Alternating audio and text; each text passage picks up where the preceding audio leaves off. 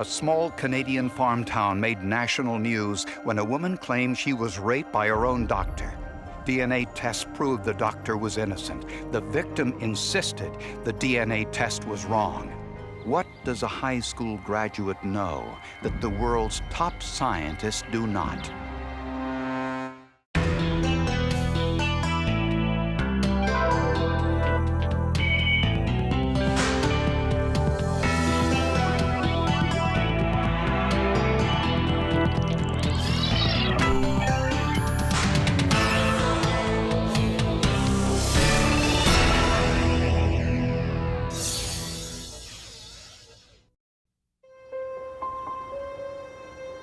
Nestled along Canada's beautiful southwestern prairie is the tiny town of Kipling, Saskatchewan. The population is so sparse, the farm animals outnumber the residents. In a town this size, everyone knows one another. It's a fairly quiet farming community with little crime. We may have up to 5 or 6 sexual assaults a year and break-and-enters, but fairly small in the scope of criminal code work. This is the story of one of those alleged sexual assault cases. It took place on Halloween night in 1992. Depending on whose story you believe, it was either a night of lies and trickery or an unfortunate misunderstanding. A woman we'll call Candy was working at this gas station. Her boyfriend stopped by. They got into an argument. I am not dealing with you anymore. I can't even stand to look at you.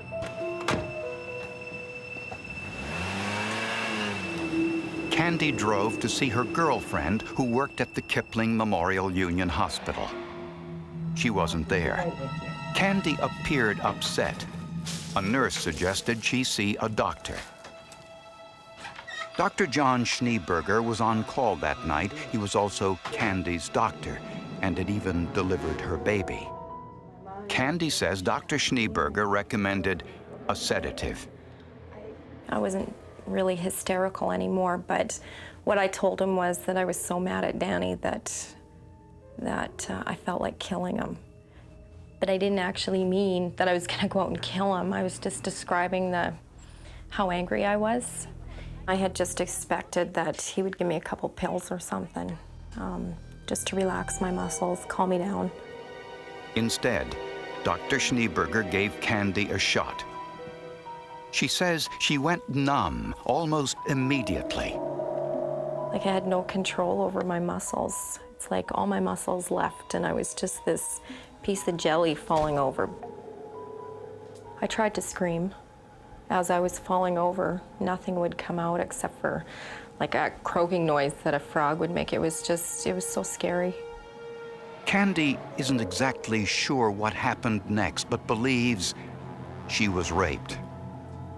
When a dentist freezes your gums, you can't, and he's pulling your tooth out, you can't feel the pain from the tooth, but what you can feel is pressure of the tooth moving back and forth, and that's the only way I can describe it. When she regained consciousness alone in the exam room, Candy had the presence of mind to place her underwear in an airtight bag. Candy was too dizzy to leave the hospital. The nurses insisted she spend the night. She said nothing of the alleged rape. The next day, she confronted Dr. Schneeberger. I said, "What the hell was that drug you gave me last night?" And he asked me, "Why? Did it give you wild dreams?" And then I knew that, oh my God, I was gonna have a hell of a fight on my hands, because here, now he's already covering up, eh? When Candy was released from the hospital, she spoke briefly with her parents and told them of her suspicions. You could tell by the look on her face that something terrible had happened to her, eh? Well, I was really hoping that wasn't true, eh? But when we saw her, we knew it was. She then drove to Regina, a town 2 hours drive away, and went to a rape clinic for testing. There they found evidence of semen on her panties, jeans, and on a vaginal swab. That was part of my reasoning for going for the rape kit, to find out if this really did happen, or am I going nuts? Did my mind play some tricks on me, or what the hell's going on here? Blood tests also revealed an unusual drug in Candy's system, a drug called Versed. They use it as a pre-anesthetic agent to induce anesthesia. You start to go numb and not feel the power of your muscles or able to use your muscles. And then you become very tired and then asleep. When Candy formally accused Dr. Schneeberger of rape, many residents of Kipling believed Candy was lying. Dr. Schneeberger was a respected member of the community. He had never been accused of anything like this before. Some believed Candy, as a single mother, was either romantically interested in the married doctor, or her motive was to get some sort of financial settlement to end the controversy. The town looked up to the doctor. He was a good doctor, and he would never do anything like that. It was impossible. Also suspicious was the fact that Candy had said nothing to hospital nurses on the night of the alleged rape. There were 2 nurses on shift that night. In fact, both of them were in that room, the room that the rape allegedly occurred in, very shortly after. They saw nothing amiss. To end the controversy, Dr. Schneeberger willingly agreed to give blood for a DNA test. The DNA in the blood drawn from Dr. Schneeberger did not match the biological material from Candy's rape test kit. And I was in shock again. And I said, no, that's impossible. That's impossible. How can this be? 7 more years would go by before that question was finally answered. When DNA tests showed that Dr. Schneeberger was innocent of the sexual assault on his 20-year-old patient, most people in Kipling tried to put the whole thing behind them. But Candy, the alleged victim, would not let the issue die. All during the next year, she insisted that someone, somehow, had tampered with the first DNA test at the hospital. So Dr. Schneeberger agreed to a second DNA test in August of 1993. His blood was drawn by a registered nurse. The test was monitored by the police, and the vials were taken directly to the forensic laboratory at police headquarters. They watched the needle actually penetrate the doctor's arm. Once again, Dr. Schneeberger's DNA did not match the DNA on Candy's clothing or the rape test kit. Of course, I didn't believe them. A lot of other people did believe them. And I guess it's hard, you know, how you've got DNA is the new thing, and it's supposed to be so right and so perfect. We knew there was something wrong, that, like, we totally believed her, eh? And we knew he was up to something. Dr. Schneeberger defended himself by saying the drug he injected into Candy that night in the hospital, Versed, can cause erotic hallucinations. Versed can account for all sorts of hallucinations, possibly, but it can't produce semen. And according to the complainant, the last time she had had intercourse was weeks before this incident. With no other evidence, in 1994, the police closed their investigation into this matter. The doctor has already given 2 samples, and those 2 samples were tested, and they came up as being having a DNA profile, and the profile didn't match the semen that was left at the scene. So now we're stuck where we really can't do anything. The town of Kipling was not kind at all to Candy. She hired a private investigator who broke into Dr. Schneeberger's car. On the headrest, he found strands of hair. But there were no roots attached, so they couldn't be used for DNA testing. Also in the car was a tube of lip balm, presumably used by Dr. Schneeberger. At her own expense, Candy asked a private lab to test the epithelial cells on the end of the lip balm. Those epithelial cells would contain enough DNA for testing. And when they did, Candy finally got her first piece of positive news. The DNA from the lip balm matched the DNA from Candy's rape test kit. I knew it all along. It wasn't a shock that something was going to match, but it was a bit of relief because at least we had that to prove to the police.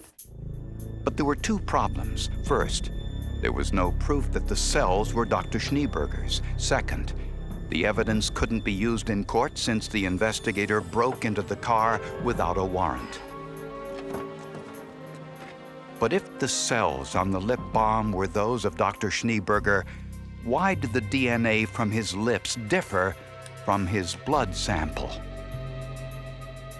To find out, Candy filed a civil suit against Dr. Schneeberger and brought charges against him with the local medical society. At the hearing, Candy sat directly across from Dr. Schneeberger's wife. If looks could kill, I would have been dead. Lisa was sitting across the table from me, and she just sat there with her arms crossed, just glaring at me like, "You little bitch, you are ruining our lives." And I just sat in my chair thinking, oh my God, you're so stupid, you know? You are so stupid, and if you don't watch it, it's gonna happen to your kids too. All of this pressure prompted Dr. Schneeberger to agree to yet another DNA test. This time, the procedure was videotaped by police and performed at their forensics lab. The doctor appears friendly and helpful. The technician wants to take blood from his finger, but the doctor politely refuses, saying he has a disease that would cause his hands to bruise. That's how we usually take the sample. We don't need much blood. Since this is a voluntary test, the doctor can't be forced to do anything against his will. So the technician inserts a needle into his left arm instead. Nothing comes out. The vein was larger, or appeared much larger than I would have expected. And I thought that was a little unusual. She tries another tube, but still has trouble. Sometimes the vacuum is poor in them and would not pull the blood out of the individual's arm. Eventually, she was able to extract a sample. Afterwards, the nurse was puzzled. It's a little strange in that, like the blood doesn't look really kind of fresh, I don't know. And the lab determined that the sample was too degraded for DNA testing. Police broke the news to Candy. And I'm like, oh my God, whatever, like, that's bullshit. This is our last chance to get blood from him, and you guys screwed up again. Even the police were suspicious when DNA from Dr. Schneeberger's lip balm matched the DNA from Candy's rape test kit. But since Dr. Schneeberger had passed 2 prior blood DNA tests, officials were hesitant to charge him. Because of his submitting voluntarily to a DNA sample, it gave him the out that it wasn't me. There's a DNA sample showing it is not. The only person who had an opportunity, limited as it was her doctor. But we believed in the DNA testing. I mean, we believed in the science of DNA. They had to follow the rules of the Canadian justice system. I call it the Canadian criminal system, because that's basically what it is. It's the criminals that have all the rights. On April 25th, 1997, 5 years after the alleged rape, police got a break. Startling new information was discovered inside the doctor's own home. Schneeberger's stepdaughter, his wife's biological child, claimed that the doctor assaulted her too. For several years, the youngster says her stepfather had been coming into her room at night and giving her injections.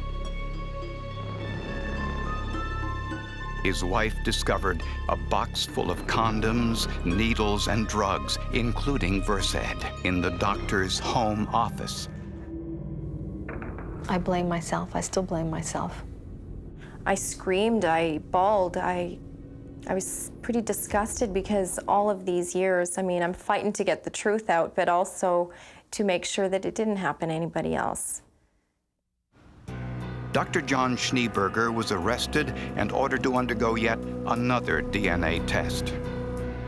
Again, the procedure was videotaped. Also advise you that we have a warrant to obtain bodily substances for the purpose. The doctor was withdrawn and silent. Police took several samples, hair, saliva, then blood. Taken from his finger, not his arm. And this time, a surprise. DNA from all 3 samples matched DNA found on Candy's vaginal swab. Oh, that was wonderful. That was what I had wanted all along. I mean, I had even offered to go chop an arm off. I would have socked him one in the nose to get that blood, no problem. It was quite a happy day because we knew we had him. That Candy was right and everybody else that didn't believe her was wrong. But a big question remained unanswered. How did Dr. Schneeberger fool the previous blood DNA tests? It was a puzzle how those samples had come to be different than the lanced finger. Even if we knew there was something different, there was no way that we could prove anything. Especially since the nurses and police all witnessed the needle being inserted into Dr. Schneeberger's arm while the blood was drawn. On the stand, Dr. Schneeberger would reveal his secret. In November of 1999, Dr. John Schneeberger went on trial in Saskatchewan for the rape of his patient Candy and his own stepdaughter. On the witness stand, he said he surgically inserted a plastic tube under the skin into his left arm, filled with blood from one of his patients. This is why he insisted that the blood be drawn from his left arm rather than anywhere else. If you look closely at the videotape of that blood test, you'll see that the doctor is careful to pull his sleeve only so high so as not to reveal the incision where he inserted the tube. And for a brief moment, you can see the tube protruding from his arm. But by the time the 3rd test was done, 5 years after the rape accusation, the blood in the tube was old and dark, which explains why the technician was suspicious. Dr. Schneeberger, however, denied raping Candy. He claims Candy broke into his home, stole a used condom, and used that biological sample to frame him. He said he used his patient's blood for the DNA test because he had no other way to defend himself. When that came up at trial that he thought Candy broke into his house and stole samples or whatever, it was laughable. It was absolutely laughable that he had to grasp at straws like that. It was just laughable. I was a bulldog on the stand. I kicked his lawyer's ass. And he's supposed to be the best lawyer in southern Saskatchewan, best defense lawyer. Well, I showed him who was boss. I mean, you run across strong-willed individuals. Sometimes the strong-willed individuals are right and sometimes they're wrong. And this particular strong-willed person was right, and she was right all along, and she was determined to see that what happened to her didn't happen to anyone else. This would be right up around the top as far as being the most bizarre and most involved, and involving all the forensic evidence here of any case that I had. Dr. Schneeberger was found guilty of sexually assaulting Candy, as well as drugging her and obstructing justice. He was also convicted of sexually assaulting his stepdaughter and was sentenced to 6 years in prison. I'm so proud of Candy. If it was me, I don't know if I could handle everything that she went through. It was just, and the test came back negative and she had to fight, and it was just a constant battle. While taping this interview, Candy received a telephone call in which she learned Dr. Schneeberger had been denied parole. I won again! That's so exciting. He lost. He lost both of his chances to get out for day parole and full parole. Oh my God, isn't that great? Woohoo! Anyway, I was so worried that he was gonna get out and everybody was gonna fall for his lies and bullshit again, but they didn't. They didn't. They're smarter than the rest. Oh my God. Do you guys know how exciting this is for me? It's like celebration. You have to remember that the DNA also led us off the path. So when I lecture on this particular case to younger police officers, I say to them, remember the DNA does give you something, but it has to be supported with corroborative evidence. It was very frustrating not being able to have all the answers, but it finally did come together after 7 years and 24 days.